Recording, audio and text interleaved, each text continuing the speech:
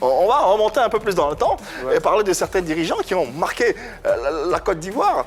Qui ont marqué la Côte d'Ivoire et la Côte d'Ivoire footballistique et sportive. On parle d'un président Simplice Démessé Zinsou.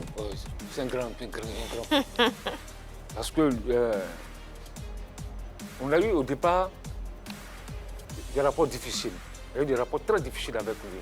Bizarrement, tu as eu des rapports difficiles avec tout le monde au début. Parce que sa façon de gérer l'Africa Sport, moi, je n'appréciais pas.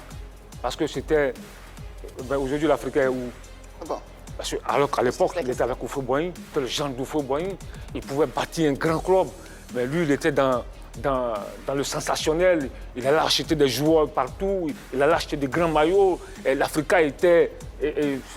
vraiment, l'Africa était un club qui était... Qui faisait rêver. Qui faisait rêver. Une anecdote. Mais en termes de construction... C'est dans le fraîche qu'on est logé. Y'a tous les goûts et couleurs, on a fait qu'une bouchée. Allez goûter, c'est tout frais. C'est pas le départ, mais la fin qui compte. Bouteille de fraîche, tout a changé le score. Restez à fraîche, changez le score. Restez à fraîche. Roger Ognien. Au départ, j'ai eu des problèmes avec les gars de la le président de la SEC Mimosa. Voilà. J'ai eu des problèmes avec les gars de la SEC. Swisscom. Parce que je me souviens très bien, au sortir d'un match à SEC ici à Ouazim, c'est l'un des hommes de Roger Ognien qui me fait sortir du stade dans le coffre de sa voiture. Ah bon? Le coffre.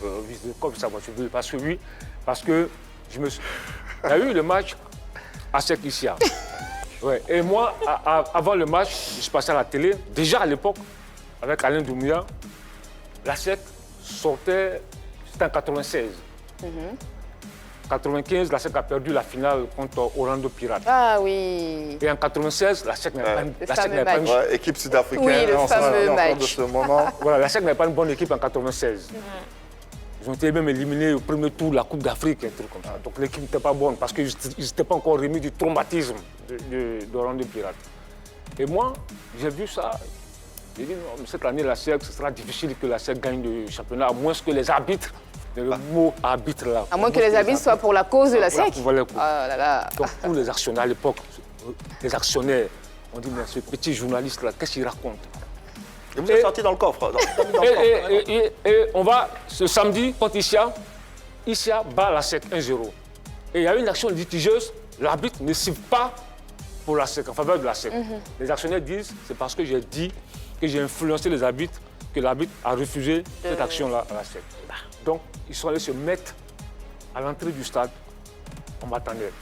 C'est le même Fernand Dédé, Fernand Dédé, journaliste sportif, qui est venu me voir et me dit, mais qu'est-ce que tu fais là?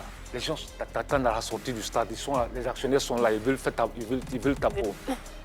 Donc, et au même moment, il y a un gars de Roger là, on l'appelle Grand Mousse, qui arrive, m'attrape, qui me fait sortir, qui me met dans le coffre de sa voiture, qui sort, on sort du stade.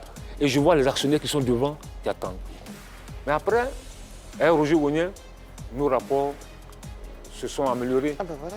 Aujourd'hui, on s'appelle de temps en temps. Il me respecte beaucoup, je le respecte beaucoup pour ce qu'il a fait pour le football. Parce que quoi qu'on dise, il faut le reconnaître. On peut tout lui reprocher, mais ce qu'il a fait est énorme. Énorme, ouais.